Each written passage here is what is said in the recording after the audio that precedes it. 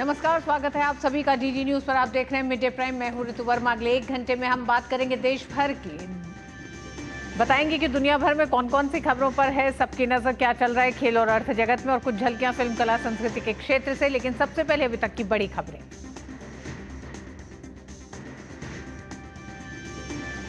आज से ओडिशा के 2 दिवसीय दौरे पर राष्ट्रपति द्रौपदी मुर्मू भुवनेश्वर स्थित अखिल भारतीय आयुर्विज्ञान संस्थान के 5वें दीक्षांत समारोह में होंगी शामिल।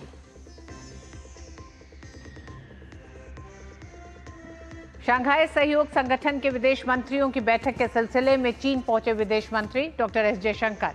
बीजिंग में चीन के उपराष्ट्रपति हान जिंग से की मुलाकात। एससीओ की अध्यक्षता के लिए चीन को भारत के समर्थन का जताया भरोसा। कैलाश मानसरोवर यात्रा बहाली की भी की सराहना। 26 जून से अंतरिक्ष में मौजूद शुभांशु शुक्ला धरती पर वापसी के लिए तैयार। आज शाम 4:30 बजे आईएसएस से अलग होगा उनका यान।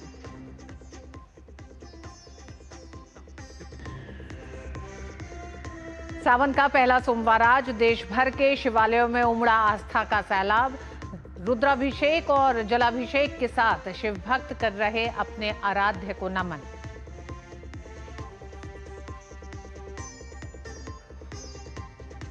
और रोमांचक मोड़ पर पहुंचा लॉर्ड्स टेस्ट। आज मैच के आखिरी दिन टीम इंडिया को जीत के लिए चाहिए 135 रन। वहीं इंग्लैंड को 6 विकेट की दरकार, 1-1 की बराबरी पर सीरीज।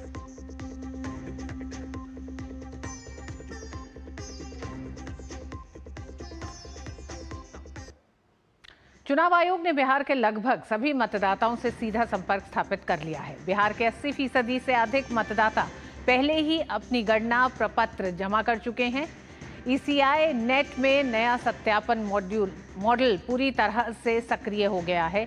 चुनाव आयोग के इस काम के लिए करीब 1 लाख बीएलओ निरंतर लगे हुए हैं, जिसमें 20,000 से ज्यादा नवनियुक्त बीएलओ भी शामिल हैं।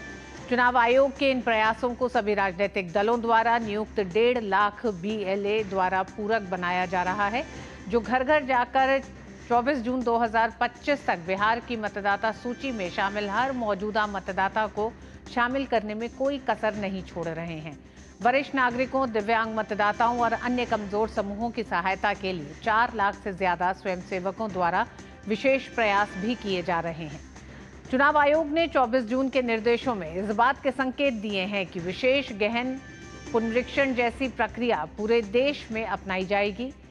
अभी बिहार में विधानसभा चुनाव सबसे पहले होने हैं, इसलिए पहले इस राज्य में इस प्रक्रिया को पूरा करने के बाद इसे देश के अन्य राज्यों में आगे बढ़ाया जाएगा। चुनाव आयोग ने बिहार के सभी मतदाताओं से संपर्क साधा है। तकरीबन 80% से ज्यादा मतदाताओं ने अभी तक अपने गणना प्रपत्र जमा किए हैं। घर घर जाकर हर मतदाता को शामिल करने की प्रक्रिया लगातार जारी है। वरिष्ठ नागरिकों, दिव्यांग मतदाताओं की सहायता के लिए स्वयंसेवक नियुक्त किए गए हैं और 4 लाख से ज्यादा स्वयंसेवक इस विशेष प्रयास को अंजाम दे रहे हैं। बिहार में वोटर लिस्ट रिवीजन का काम युद्ध स्तर पर जारी है। पूरे देश में अपनाई जा सकती है विशेष गहन पुनरीक्षण की ये पूरी प्रक्रिया, इसके भी संकेत दिए गए हैं। एनसीआई नेट में नया सत्यापन मॉड्यूल पूरी तरह से प्रक्रिया में है। करीब 1 लाख बीएलओ लगातार इस पूरी रिवीजन प्रक्रिया को पूरा करने में दिन रात काम कर रहे हैं। 20,000 से ज्यादा नवनियुक्त बीएलओ भी मतदाता पुनरीक्षण में शामिल हैं। तो लगातार चुनाव आयोग की इस पूरी प्रक्रिया को पूरा करने में बिहार की जनता के साथ साथ पूरा प्रशासन इस समय युद्ध स्तर पर काम कर रहा है। यही कारण है कि 25 तारीख से पहले अगर हम देखें तो 80% से ज्यादा मतदाता इस प्रक्रिया के साथ अभी तक जुड़ चुके हैं। पटना से हमारे साथ मधुरेश जुड़ गए हैं इस खबर पर। मधुरेश, सबसे पहले तो जानना चाहेंगे 80% से ज्यादा का अपडेट है, ये कल तक का था, आज जानना चाहेंगे क्या ताजा अपडेट क्या है? 25 तारीख एक तरह से अंतिम तारीख है, उससे पहले तक कब तक ये पूरी प्रक्रिया पूरी हो जाएगी? देखिए 25 तारीख एसआईआर के लिए डेडलाइन रखी गई है और ये पूरी प्रक्रिया 25 तारीख को ही खत्म होगी।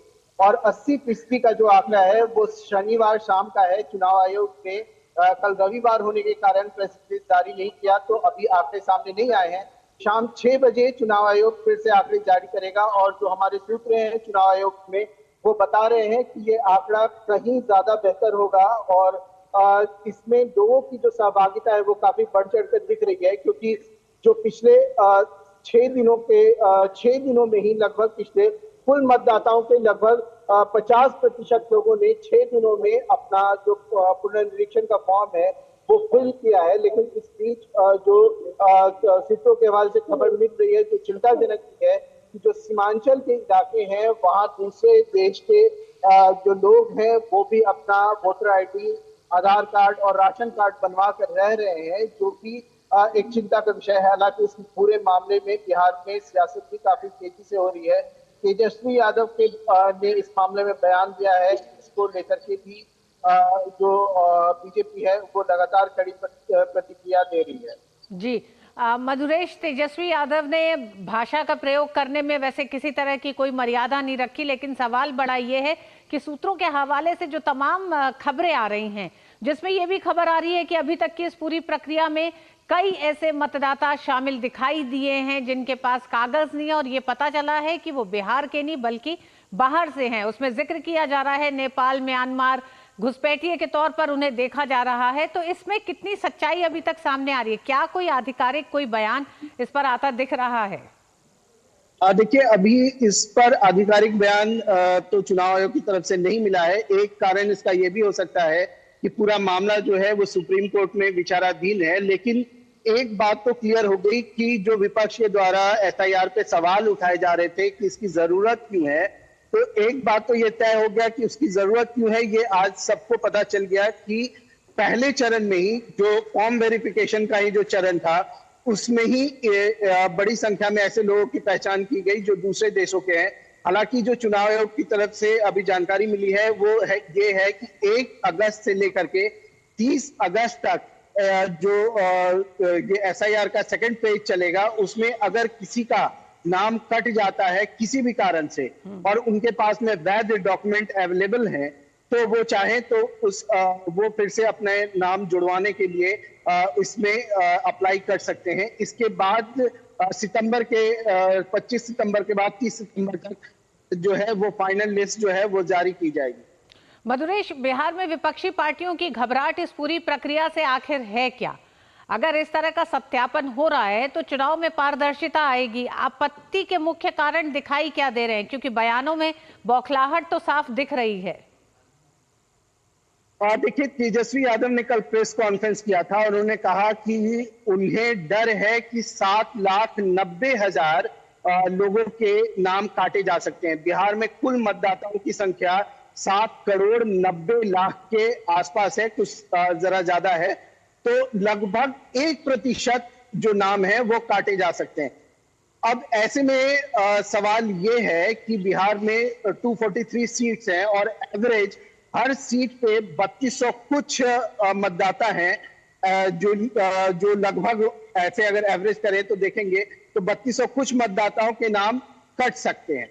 बड़ी बात यह है कि तेजस्वी यादव को चिंता ऐसे मतदाताओं की है जो कि मुस्लिम मतदाता हैं और सीमांचल के एरिया में है, क्योंकि तेजस्वी का जो वोट बैंक है वो MY समीकरण पे चलता है। मधुरेश, इसमें सवाल ये भी है, मधुरेश आप अपनी बात पूरी करिएगा। सवाल ये भी है कि अगर तेजस्वी यादव एक आंकड़ा सामने रखते हैं कि 7 लाख कुछ वोट उन्हें इस पूरी प्रक्रिया पे शक है कि वो हटा दिए जाएंगे, तो ये आंकड़ा कहां से आ रहा है? इस आंकड़े के पीछे का गणित क्या है? क्योंकि 2003 को अगर एक तरह से अगर ये समय सीमा रखी गई है कि उसके बाद से के जो तमाम मतदाता हैं उनको अपने दस्तावेज प्रतिशत जनता अगर फॉर्म भर रही है तो वो कहीं ना कहीं इस पूरी प्रक्रिया में शामिल होने के लिए अपनी स्वीकार्यता दे रही है। और राजनीतिक पार्टियां महज इसे एक मुद्दा बनाने की कोशिश कर रही हैं कि जिसका फायदा उन्हें आने वाले विधानसभा चुनाव में किसी भी रूप में मिल सके। हालांकि ये उनको इसका फायदा होता हुआ अभी नहीं दिख रहा है, क्योंकि 80% जनता जब फॉर्म भर रही है तो निश्चित रूप से वो चीजों को समझ रही है। और जहां तक बात ईवीएम और बैलेट पेपर की है, तो ईवीएम में तो जो क्राइम था वो कंट्रोल हुआ ही। बैलेट पेपर के वक्त की बात सिर्फ बोगस वोटिंग तक की नहीं होती थी, बैलेट बॉक्स ही पूरा लूट लिया जाता था। अभी तो कम से कम ये है कि जो व्यक्ति वोट दे रहा है वो वेरीफाइड है वो किसी तरीके से टेम्पर नहीं किया जा सकता है, उसकी काउंटिंग तय समय में की जा सकती है। तो निश्चित रूप से लोगों का विश्वास तो पूरी जो संवैधानिक प्रक्रिया है उस पर बिहार में बढ़ा ही। जी मधुरेश, अंत में मधुरेश, सिर्फ सीमावर्ती तमाम जो ऐसे जिले हैं, अररिया है, पूर्णिया है, किशनगंज है, इन इलाकों से किस तरह की अभी तक खबरें आ रही हैं? क्या फीडबैक अभी मिल रहा है इस पूरी प्रक्रिया को लेकर? देखिए, इन इलाकों में भी जो एसआईआर की प्रक्रिया है वो काफी तेजी से की जा रही है और खास करके कुछ इलाके जो हैं, जो किशनगंज है, अररिया है, पूर्णिया है, और इन सब जगहों पर कई जो लोग हैं इनकी पहचान की गई है, कई घरों की पहचान की गई है जो बताया जा रहा है कि दूसरे देश से आकर के बसे हैं। और चिंताजनक बात यह है कि वो सिर्फ आकर बसे नहीं है, वो फैसिलिटी भी अवेल कर रहे हैं जो जिस पर हक सिर्फ भारतीयों का है, जो केंद्र सरकार या राज्य सरकार के द्वारा फ्री दी जाती है। जैसे अगर हम बात करें मेडिकल फैसिलिटी की, जी, उसकी मेडिकल फैसिलिटी की अगर बात करें तो अस्पतालों में जो मेडिकल फैसिलिटी दी जा रही है, फ्री दी जा रही है, उसको भी वो अवेल कर रहे हैं। इसके अलावा फ्री राशन भी वो अवेल कर रहे हैं, क्योंकि उन्होंने अपना फ्री राशन कार्ड भी बना रखा है। तो ये जो पूरी प्रक्रिया है एसआईआर की, वो सिर्फ मतलब इसमें सिर्फ जो मतदाता शुद्धिकरण ही नहीं हुआ, मतदाता सूची का शुद्धिकरण ही नहीं हुआ है, ऐसे लोगों की भी पहचान हो गई जो भारतीय, जो बिहारियों का हक मार रहे थे। बहुत बड़ी बात आप कह रहे हैं कि इस पूरी प्रक्रिया के दौरान ये भी पहचान हो पा रही है कि जो बिहारियों का हक मान रहे, यानी कि बिहार से बाहर के जो लोग आके बस गए हैं अवैध तरीके से, उनकी भी पहचान इस पूरी प्रक्रिया के तहत हो रही है। दिलचस्प होगा चुनाव आयोग जब तमाम इन आंकड़ों को सामने रखेगा। इंतजार इस बात का ही है, 25 तारीख को ये पूरी प्रक्रिया पूरी होगी। मधुरेश, इस पूरी जानकारी के लिए बहुत बहुत धन्यवाद। और आइए बात करेंगे अब सावन के पवित्र महीने का। आज पहला सोमवार है, किस तरह से पूरे देश में धूम है इस पहले सोमवार की दिखाएंगे आपको, लेकिन उससे पहले वक्त एक छोटे से ब्रेक का।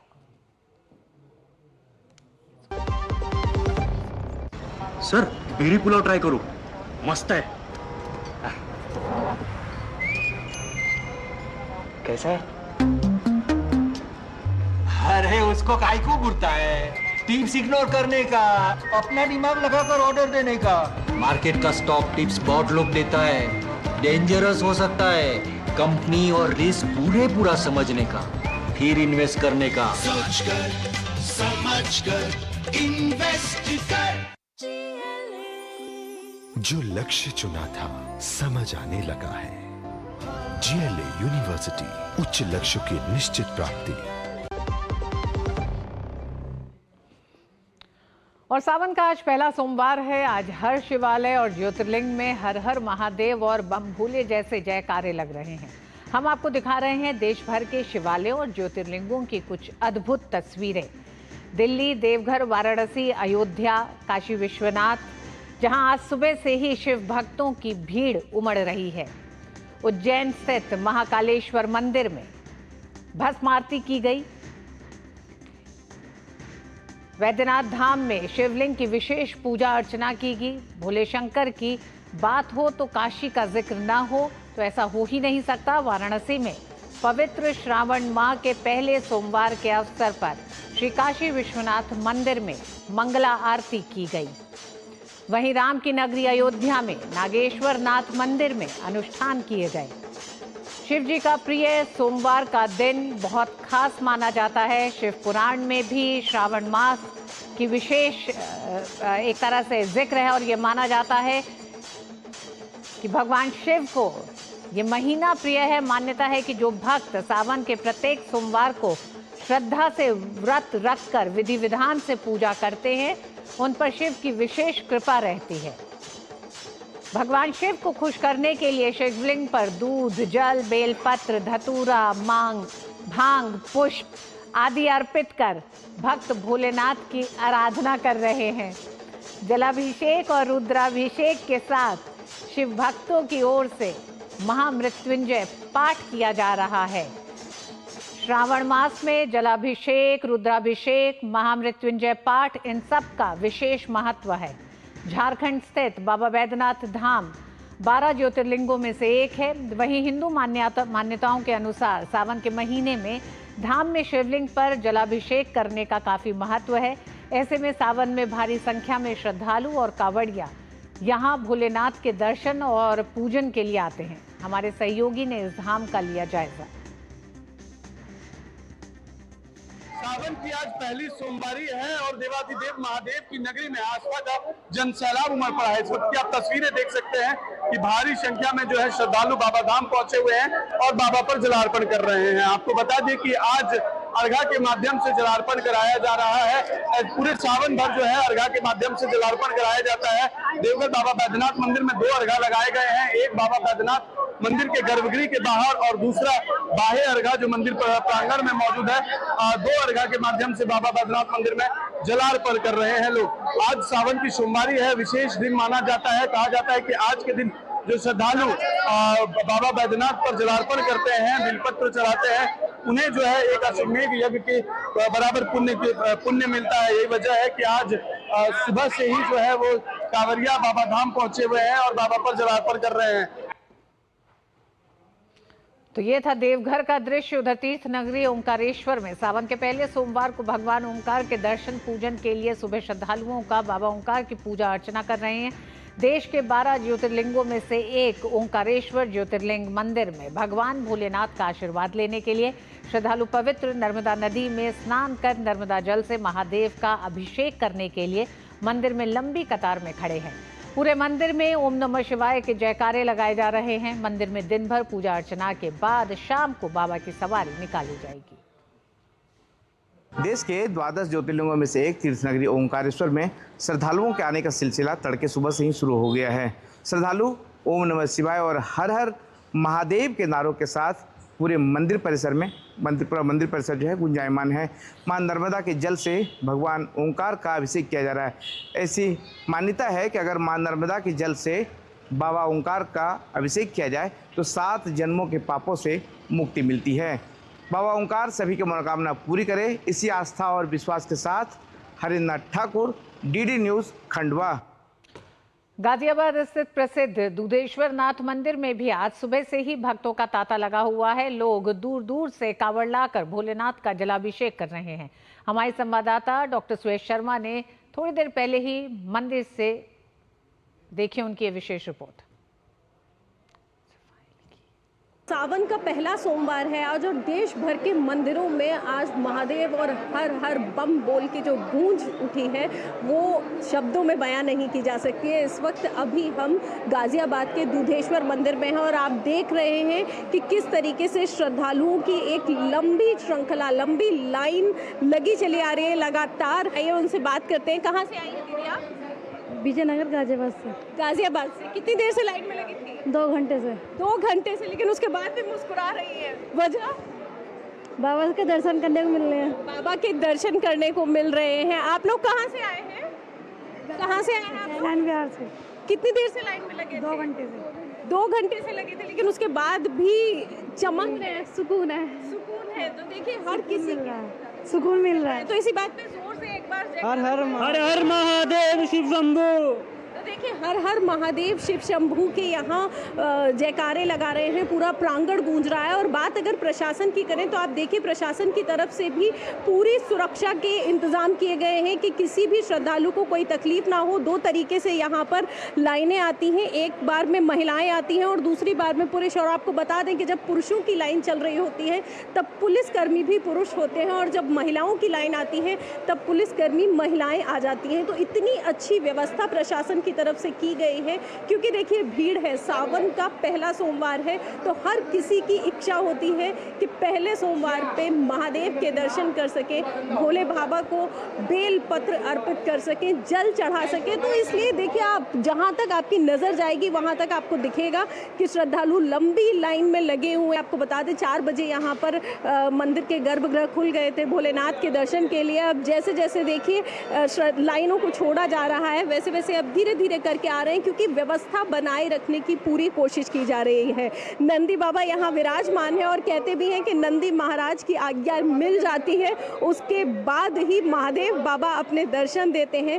तो सभी श्रद्धालु जो आते जा रहे हैं वो सबसे पहले नंदी बाबा पे जल अर्पित, दूध अर्पित कर रहे हैं, उनको प्रणाम कर रहे हैं और उसके बाद महादेव के दर्शन के लिए आगे बढ़ते जा रहे हैं। सबके मन में आज जयकारा लगाते हुए उनके मंत्रोच्चारण किए जा रहे हैं। नागेंद्र हराय, त्रिलोचनाय, भस्मांगराय, महेश्वराय, नित्याय शुद्धाय, दिगंबराय, तस्मे अकराय, नमः शिवाय।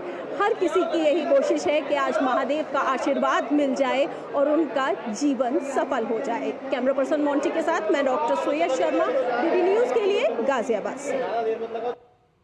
तो ये देश के अलग अलग हिस्सों में मिलवाते हैं भोले भक्तों से भी, आपको लिए चलते हैं सीधे। हरिकेश हमारे साथ जुड़ रहे हैं वाराणसी में काशी विश्वनाथ मंदिर से, और संदीप कुलश्रेष्ठ जुड़ रहे हैं उज्जैन महाकाल से। आप दोनों का ही बहुत बहुत स्वागत है, बधाई पहले सोमवार की। सबसे पहले तो हरिकेश जानना चाहेंगे कि किस तरह से काशी विश्वनाथ भोले के भक्त पहुंच रहे हैं और प्रशासन को एक तरह से न सिर्फ इंतजाम बल्कि सुरक्षा का एक तरह से बहुत ज्यादा ख्याल रखना पड़ रहा होगा। तो क्या तैयारियां हैं, क्या एहतियात हैं? देखिए ऋतु, काशी चूंकि द्वादश ज्योतिर्लिंगों में एक बाबा काशी विश्वनाथ का महत्व है और काशी में बाबा राजा के रूप में विराजते हैं। बाकी जगह तो ये चर्चा मान्यता है कि बाबा अवघड़ हैं, भोले हैं, कुछ भी नहीं लेते हैं, जिन भी जगहों पे निवास करते हैं वहां सन्यासी के रूप में रहते हैं। लेकिन काशी में चूंकि राजा के रूप में रहते हैं तो काशी की अलग महत्ता है और पूरे सावन भर यहाँ पर कांवड़िए श्रद्धालु आते हैं बाबा के दर्शन के लिए।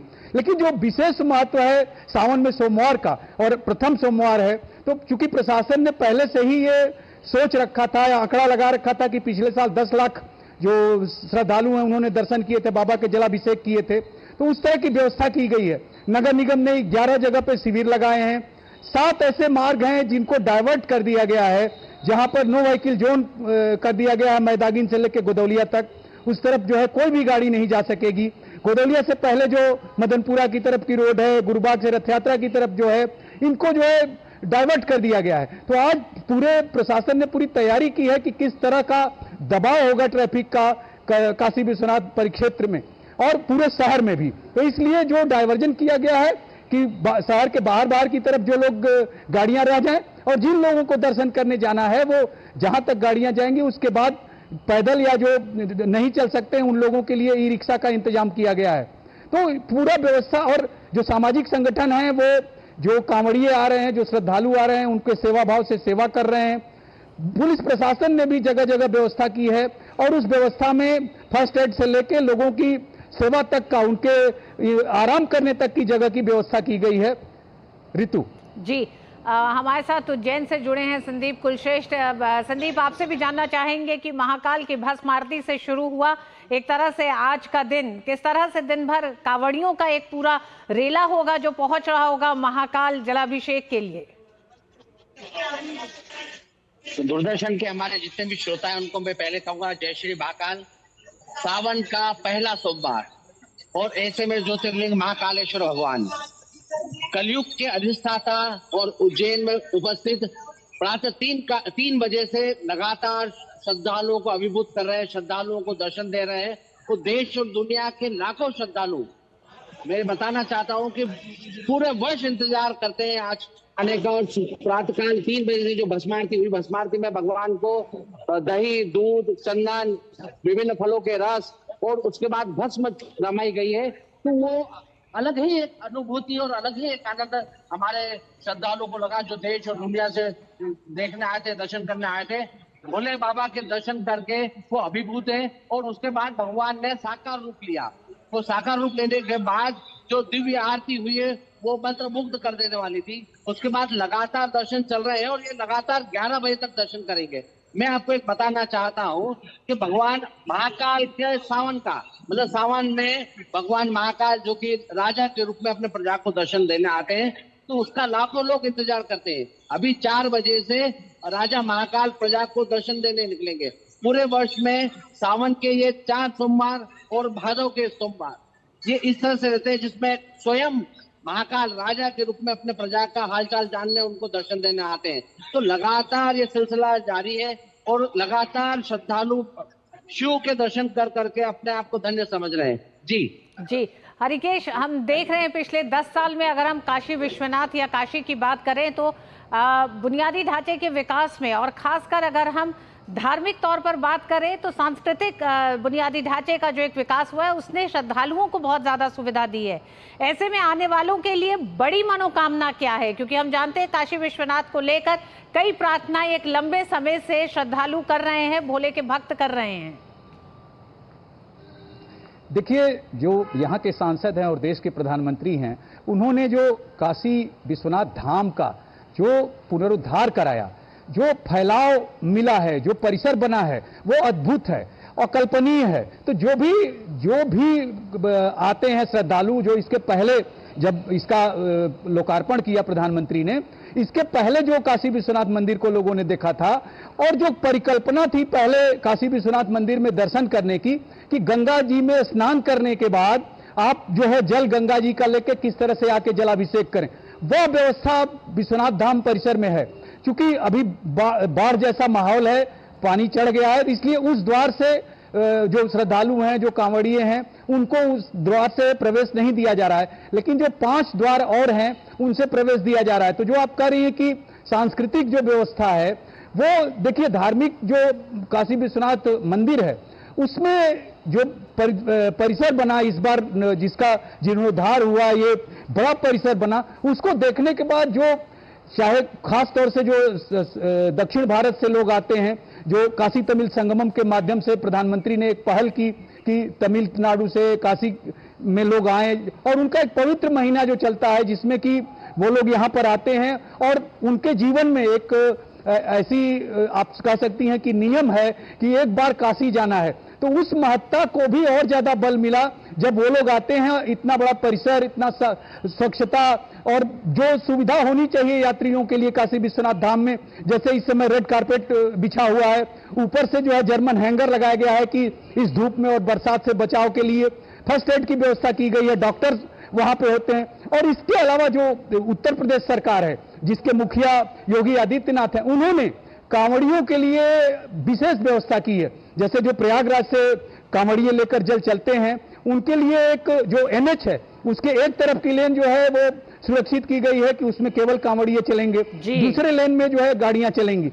इसी तरह का वाराणसी नगर निगम ने 9 शिविर लगाए हैं यहाँ पर कि जहां पर कांवड़िए आके विश्राम कर सके, या जो बाहर से श्रद्धालु आ रहे हैं बिल्कुल हरिकेश, कांवड़ियों के लिए विशेष व्यवस्था की गई है। सावन के पवित्र महीने का पहला सोमवार है। हालांकि ये पूरा सावन का महीना इसी तरह श्रद्धालुओं से और देश भर के शिवालयों में भोले के भक्तों की एक तरह से भीड़ रहेगी। ये पहला सोमवार है, शुरुआत हो चुकी है। बहुत बहुत धन्यवाद महाकाल से आपका, संदीप आपका भी और हरिकेश आपका भी, हमारे दर्शकों को दोनों एक तरह से भोलेनाथ का दर्शन कराने के लिए। आइए बढ़ते हैं आगे। उत्तराखंड की धामी सरकार की ओर से चलाए जा रहे ऑपरेशन काले नेमी के तहत उत्तराखंड पुलिस की कार्रवाई लगातार जारी है। देहरादून पुलिस ने इस अभियान के तहत 82 ढोंगी बाबाओं की गिरफ्तारी की है। राज्य के मुख्यमंत्री पुष्कर सिंह धामी ने साफ शब्दों में चेतावनी देते हुए कहा है कि कालनेमी बाबाओं के खिलाफ कार्रवाई जारी रहेगी। मुख्यमंत्री धामी के निर्देश पर बृहस्पतिवार को शुरू किए गए कालनेमी अभियान के तहत पुलिस ने अनेक टीमें गठित की हैं। ऐसे विभिन्न स्थानों पर कार्रवाई की जा रही है जहां ढोंगी बाबाओं द्वारा धर्म की आड़ में लोगों की भावनाओं और आस्था से खिलवाड़ कर ठगी करने का प्रयास करने की सूचनाएं मिल रही हैं। ऑपरेशन कालनेमी के तहत पूरे उत्तराखंड में छापेमारी की जा रही है। हमने जो छदम धार्मिक ऐसे देश बनाकर अपनी पहचान छुपाकर संदिग्ध अवस्थाओं में घूमते हुए पाए जाते हैं, अपराधों में सम्मिलित रहे हैं, छदम देशधारी उनकी मूल पहचान को उजागर करने के लिए वो कोई गलत काम यहां न कर पाए। हमारे प्रदेश के अंदर आने वाले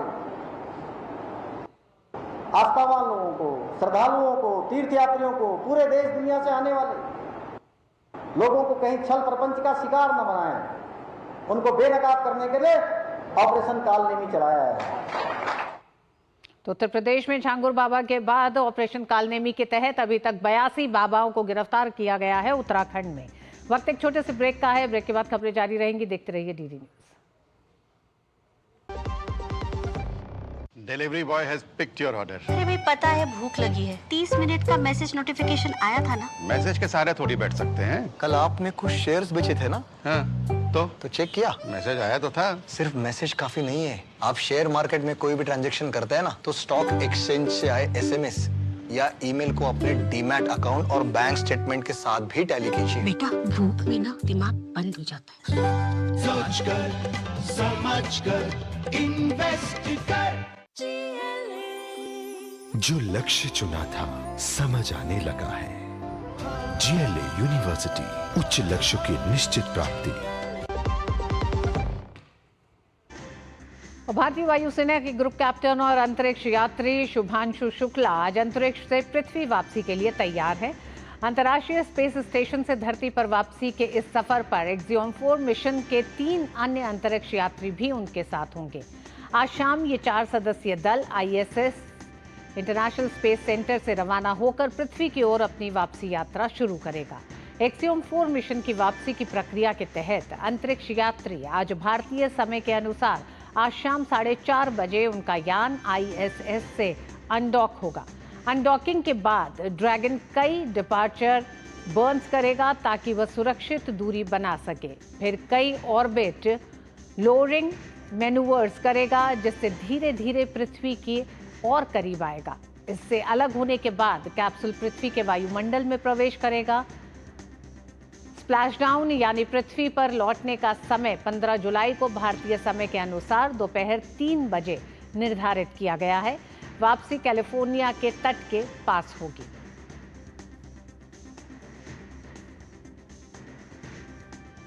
और भारत के अभूतपूर्व चंद्रयान 3 मिशन प्रक्षेपण की आज दूसरी वर्षगांठ है।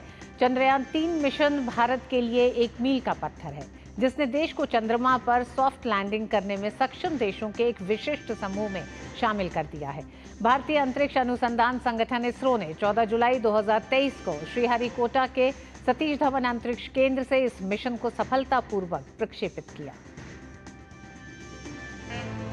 9, 8, 7, 6, 5, 4, 3, 2, 1, 0.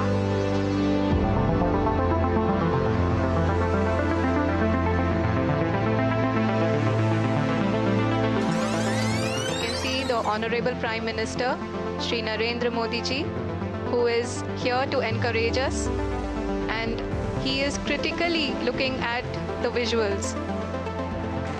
जी हाँ, आप अपनी स्क्रीन पे देख सकते हैं कि हम lander module. People are applauding. Let us all wait to hear from the Secretary Department of Space and Chairman ISRO, Shri S. Somnath. ये वो पल था जब करोड़ों भारतीयों का सपना साकार हो गया, क्योंकि भारत ने वो कर दिखाया था जो अंतरिक्ष के क्षेत्र में ना वो यूएस कर पाया था, ना वो चाइना कर पाया था और ना ही रशिया।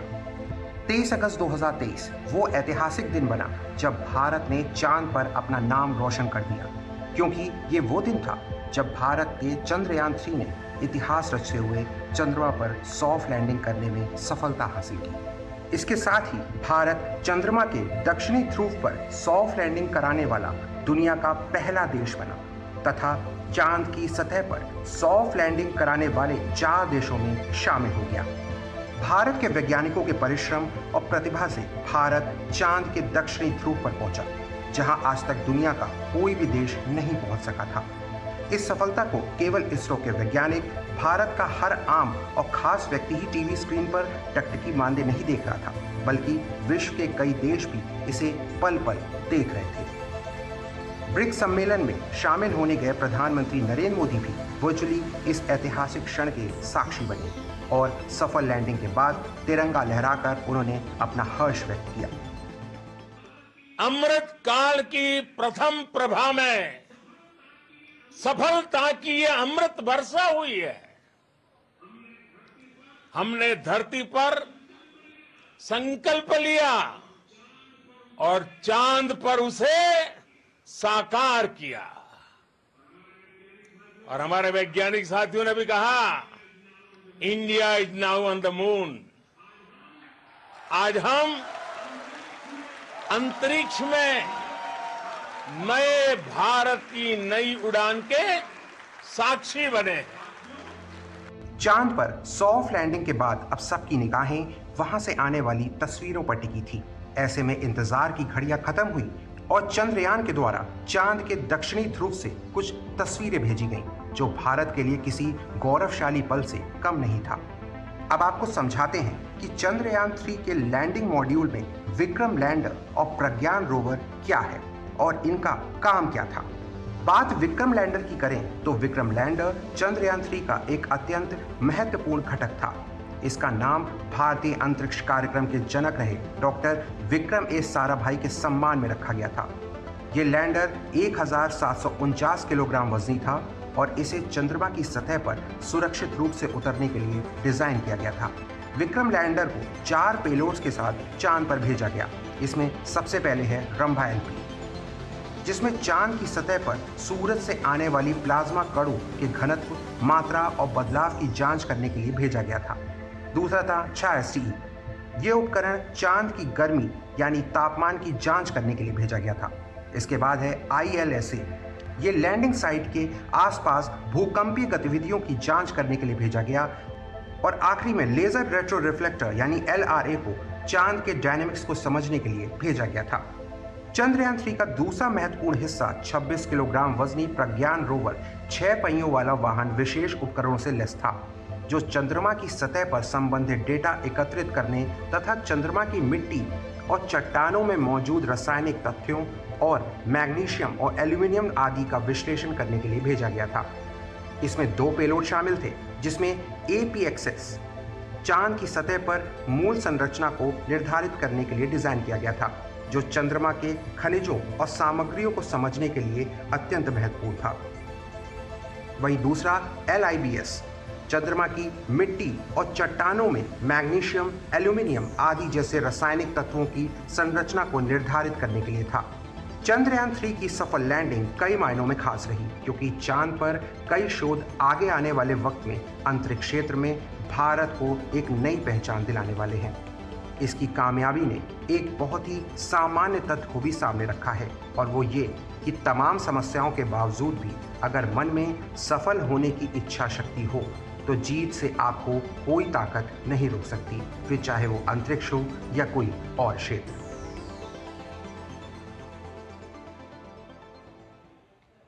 और शुभांशु शुक्ला आज अपने 3 साथियों के साथ एक्सियम 4 मिशन के तहत धरती के लिए कूच करेंगे। इस पर और बात करने के लिए हमारे साथ स्पेस एक्सपर्ट इट्सा से जुड़ गए हैं अजय लेले साहब। अजय जी, आपका बहुत बहुत स्वागत है। अजय जी, सबसे पहले तो आज की अंतरिक्ष विज्ञान के क्षेत्र में भारत के लिए आज की तारीख यानी 14 जुलाई ऐतिहासिक तारीख है।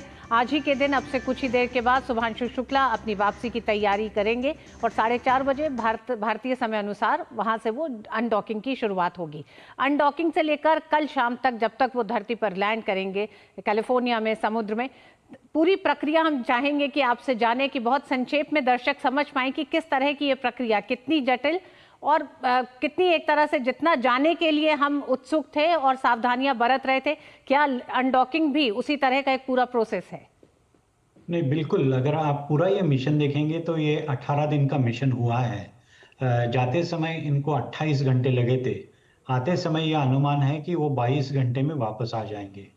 अनडॉकिंग के बाद कल शायद 3 बजे के करीब, मैं शायद इसलिए कह रहा हूँ क्योंकि नासा ने ये कहा है कि 1 घंटा ऊपर नीचे हो सकता है, क्योंकि जो लैंडिंग एरिया है वहाँ का वेदर कैसा है इसके ऊपर ये निर्भर रहेगा कि एग्जैक्टली क्या समय पे वो लैंड करेंगे।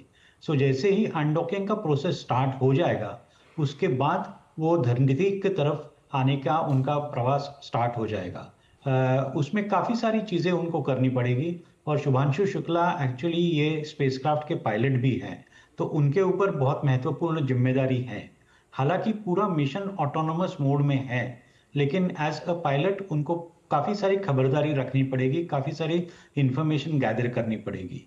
पर्टिकुलरली जब आप अर्थ के एटमॉस्फेयर में एंटर करते हैं तो टेम्परेचर्स ऑलमोस्ट 2000 डिग्री सेल्सियस तक रहते हैं। तो आपको एक स्पेसिफिक एंगल में एंटर करना होता है, आपके थर्मल शील्ड को अच्छी तरह से काम करना होता है।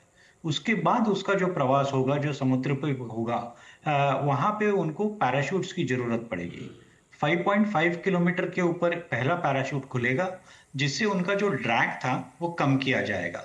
उसके बाद वो जैसे जैसे नीचे आएंगे, जैसा कैप्सूल नीचे आएगा, वैसा अराउंड 1.8 किलोमीटर के ऊपर दूसरे मेन पैराशूट्स खुलेंगे। इससे पूरा स्पीड बहुत कम किया जाएगा, ऑलमोस्ट 8 मीटर पर सेकंड का स्पीड हो जाएगा। उसके बाद उनका कैप्सूल कैलिफोर्निया के तट के यहाँ पे ड्रॉप डाउन हो जाएगा। उसके बाद जो बोट्स वहाँ पे ऑलरेडी मौजूद होंगे वो वहाँ जाके कैप्सूल से इन अंतरिक्षकों को बाहर निकालेंगे। बाद में उनको नासा के सेंटर में ले जाएंगे, क्योंकि उनके ऊपर काफ़ी सारे ऑब्जर्वेशंस करने की ज़रूरत होगी। 18 दिन में वो मैक्रो ग्रेविटी में रहे थे, तो अब उनको ग्रेविटी से सामना करना पड़ेगा। इसके लिए एक 10 या 12 दिन का उनका रेस्ट और रिकपलेशन पीरियड रहेगा। जी अजय लेले साहब, ड्रैगन स्पेसक्राफ्ट अपने साथ कई ऐसा सामान लेके आ रहा है जिसमें 60 से ज़्यादा तो प्रयोगों से शामिल एक तरह से डेटा है। इसी के साथ ये भी कहा जा रहा है कि माइक्रोग्रेविटी में कई प्रयोग किए गए हैं। तो ये किस तरह के प्रयोग हैं? 18 दिन में आप किस तरह से देखते हैं कि अंतरिक्ष विज्ञान के क्षेत्र में, मानव विकास के क्षेत्र में क्या शोध रहे हैं मुख्य तौर पर? अगर हम पूरा एक्सियम प्रोग्राम देखें तो ये एक्सियम का 4th मिशन था। पहले वाले 3 मिशन में भी एक्सियम ने काफी सारे एक्सपेरिमेंट्स किए हैं। ये वाले मिशन में जो आप 60 एक्सपेरिमेंट्स कह रही हैं, हमारे एस्ट्रोनॉट्स तो 4 ही गए हैं, लेकिन जो एक्सपेरिमेंट्स है वो ऑलमोस्ट 22 से 34 कंट्रीज ने ये एक्सपेरिमेंट्स को डिजाइन किया है। भारत के शुभांशु शुक्ला ने स्पेसिफिक 7 एक्सपेरिमेंट्स किए हैं और 5 नासा के एक्सपेरिमेंट ने उनका कार्यभार रहा है। भारत के जो एक्सपेरिमेंट्स हैं वो बेसिकली आपने ह्यूमन सस्टेनेंस के लिए एक्सपेरिमेंट्स किए हैं कि आपके मसल्स वहाँ पे कैसे बिहेव करते हैं। दूसरा एक एक्सपेरिमेंट है जहाँ पे अगर किसी को शुगर का प्रॉब्लम हो सकता है तो शुगर का प्रॉब्लम होने वाला डायबिटीज आदमी क्या अंतरिक्ष में जा सकता है या नहीं, उसके ऊपर भी एक्सपेरिमेंट्स है। बाकी जो एक्सपेरिमेंट्स है वो फूड के बारे में एक्सपेरिमेंट्स है। बेसिकली अलगी का एक एक्सपेरिमेंट है जिससे खाली फूड के नहीं, ऑक्सीजन के बारे में भी हमें पता चलेगा। तो अगर हम ये एक्सपेरिमेंट्स को पूरा उनका आलेख देखें तो ये पता चलता है कि आने वाले हमारे जो मिशंस है, भारत स्पेस स्टेशन एस्टैब्लिश करने वाला है, उसके बाद हमें मून के ऊपर भी ह्यूमन मिशन ले जाना है।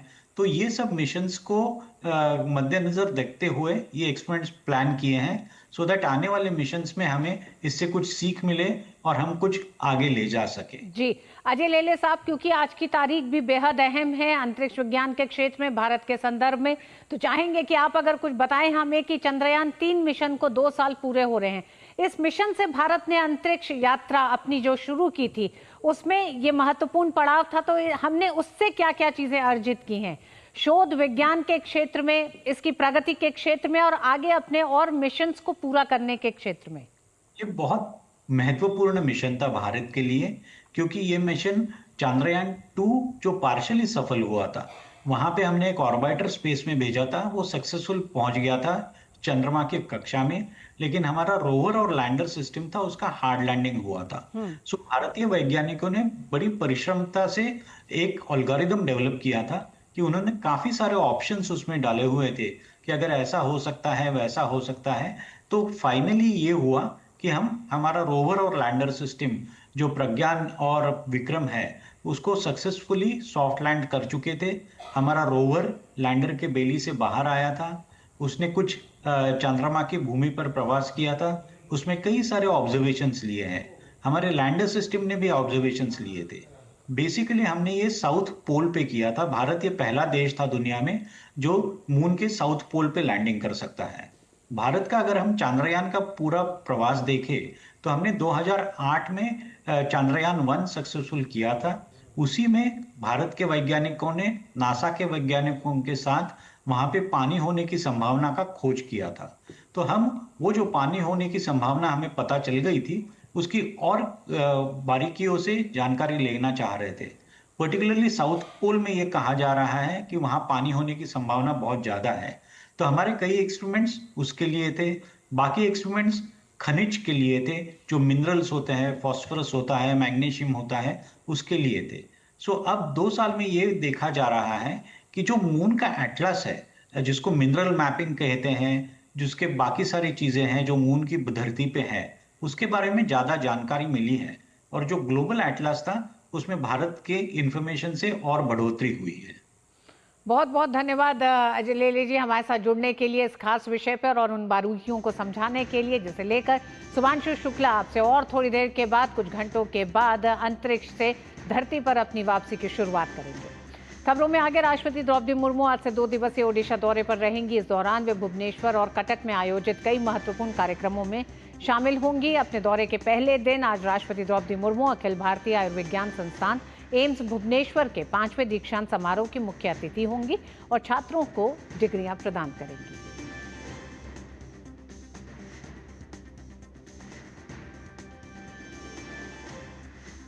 शंघाई सहयोग संगठन एससीओ के विदेश मंत्रियों की बैठक के सिलसिले में चीन पहुंचे विदेश मंत्री डॉक्टर एस जयशंकर ने आज बीजिंग में चीन के उपराष्ट्रपति हान जिंग से मुलाकात की। इस अवसर पर दोनों नेताओं के बीच द्विपक्षीय संबंधों को लेकर खुलकर चर्चा हुई। विदेश मंत्री जयशंकर ने वर्तमान में जटिल अंतर्राष्ट्रीय परिस्थिति की ओर ध्यान दिलाते हुए कहा कि ऐसे समय में भारत और चीन जैसे पड़ोसी और प्रमुख अर्थव्यवस्थाओं के बीच खुले विचार विमर्श और दृष्टिकोणों का आदान प्रदान बेहद आवश्यक है। बैठक की शुरुआत में विदेश मंत्री जयशंकर ने एससीओ की अध्यक्षता पर कर रहे चीन को भारत की ओर से समर्थन का भरोसा दिलाया और कहा कि प्रधानमंत्री नरेंद्र मोदी और राष्ट्रपति शी जिनपिंग के बीच पिछले वर्ष अक्टूबर में कजान में हुई मुलाकात के बाद से भारत चीन संबंधों में लगातार सुधार देखने को मिला है। उन्होंने उम्मीद जताई कि इस दौरे के दौरान उनकी बातचीत इस सकारात्मक रुख को और आगे बढ़ाएगी। विदेश मंत्री एस जयशंकर ने कैलाश मानसरोवर यात्रा की बहाली का भी उल्लेख किया और कहा कि ये कदम भारत में व्यापक रूप से सराहा गया है।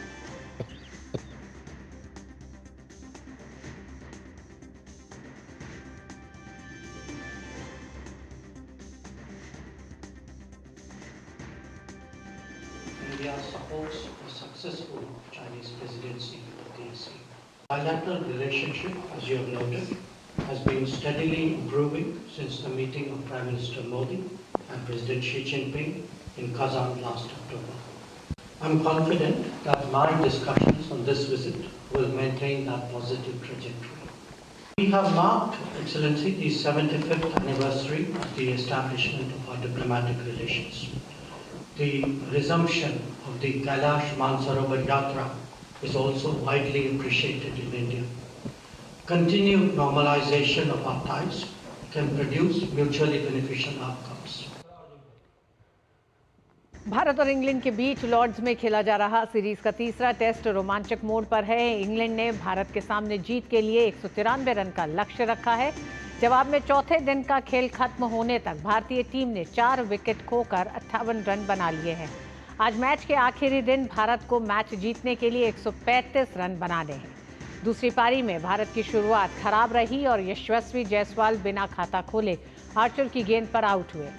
करुण नायर और शुभमन गिल को ब्राइडन कार्स ने आउट किया। चौथे दिन के खेल की आखिरी गेंद पर बेन स्टोक्स ने आकाशदीप का विकेट लिया। केएल राहुल 33 रन बनाकर नाबाद है। इससे पहले कल इंग्लैंड की दूसरी पारी 192 रन पर सिमटी। इंग्लैंड की तरफ से जो रूट ने सर्वाधिक 40 रन बनाए। भारत की तरफ से वॉशिंगटन सुंदर ने 4 विकेट लिए। वहीं जसप्रीत बुमराह और मोहम्मद सिराज ने 2-2 विकेट चटकाए। पहली पारी में दोनों ही टीमों ने 387 रन बनाए थे और किसी टीम को बढ़त नहीं मिली थी। इस खबर पर सुचित्रा हमारे साथ जुड़ गई हैं। सुचित्रा, भारत के लिए एक तरह से करो या मरो वाली स्थिति हो गई है आज अब इस रन को चेस करने में। जी बिल्कुल, बेहद रोमांचक मोड़ पर पहुंच चुका है लॉर्ड्स टेस्ट और इस सीरीज को हम देखें तो दोनों ही टीमों के बीच एक कड़ा मुकाबला देखने को मिला है। पहला मैच जो भारतीय टीम जीतने की स्थिति में थी, वहां पर बाजी मारकर ले गई थी इंग्लैंड की टीम और उसने पहला मैच जीता था। उसके बाद दूसरा जो टेस्ट था उसमें शानदार वापसी की भारतीय टीम ने और बर्मिंघम में एजबेस्टन के मैदान पर पहली बार किसी टेस्ट में जीत दर्ज की। और इस मैच में भी अगर देखें तो पहली पारी में दोनों ही टीमों ने बराबर 387 रन बनाए और अब भारत ने सस्ते में आउट किया दूसरी पारी में इंग्लैंड की टीम को 192 रन पर और अब भारत को 193 रन का जो लक्ष्य है वो हासिल करना है। आज मैच के आखिरी दिन 135 रन बनाने हैं और बहुत कुछ निर्भर रहेगा लोकेश राहुल पर। पहली पारी में वो शतक लगा चुके हैं, दूसरी पारी में अच्छी फॉर्म में दिख रहे हैं, क्रीज पर अब तक टिके हुए हैं, तो ये बहुत कुछ निर्भर करेगा कि लोकेश राहुल कितनी देर तक क्रीज पर टिक पाते हैं, कहां तक अपनी इस पारी को लेकर जा पाते हैं, उस पर निर्भर करेगा कि भारतीय टीम ये मैच जीत पाती है या नहीं। ऋतु जी, अगर सुचिता भारत की स्ट्रेंथ की हम बात करें तो अब इस रन को चेस करने में भारत की क्या स्ट्रेंथ दिखाई दे रही है पूरी टीम में, जिस पर ध्यान केंद्रित करने की जरूरत है? आज बिल्कुल जिस तरह से मैंने कहा कि लोकेश राहुल अभी भी क्रीज पर मौजूद हैं, पहली पारी में उन्होंने शतक लगाया था और लॉर्ड्स के मैदान पर दूसरा शतक था उनका, तो लॉर्ड्स के मैदान पर उन्हें खेलना बेहद पसंद है। तो यही उम्मीद करेंगे भारतीय क्रिकेट प्रेमी कि लोकेश राहुल लॉर्ड्स के साथ जो उनका लव अफेयर है उसे जारी रखें, इस मैच में एक यादगार पारी खेलें और भारत को एक शानदार जीत दिलाएं। वहीं ऋषभ पंत जो कि पहली पारी में शानदार फॉर्म में दिख रहे थे और बेहद दुर्भाग्यपूर्ण तरीके से रन आउट हो गए थे 74 के स्कोर पर, तो यहाँ पर उनके पास मौका है अपनी उस भूल का, अपने उस रन आउट का जो हर्जाना है उसकी भरपाई करने का। तो यहाँ पर ऋषभ पंत और लोकेश राहुल इन दोनों के ही बीच में पहली पारी में एक शानदार साझेदारी देखने को मिली थी, तो ये जोड़ी यहाँ पर अगर आज टिक जाती है तो भारत के लिए इस मैच में जीत के दरवाजे खुल जाएंगे। उसके अलावा रविंद्र जडेजा, वॉशिंगटन सुंदर वो गेंदबाजी से तो कमाल कर ही चुके हैं, 4 विकेट लेकर दिखा चुके हैं, लेकिन बल्लेबाजी भी वो कर सकते हैं। तो यहाँ पर भारत की जो उम्मीदें हैं वो टिकी रहेंगी लोकेश राहुल पर, ऋषभ पंत पर, रविंद्र जडेजा पर और वॉशिंगटन सुंदर पर। ऋतु, बहुत बहुत धन्यवाद सुचित्रा पूरी जानकारी के लिए, आज के इस बेहद अहम मैच के लिए धन्यवाद। और मिड डे प्राइम में आज बस इतना ही, मुझे दीजिए अनुमति, नमस्कार।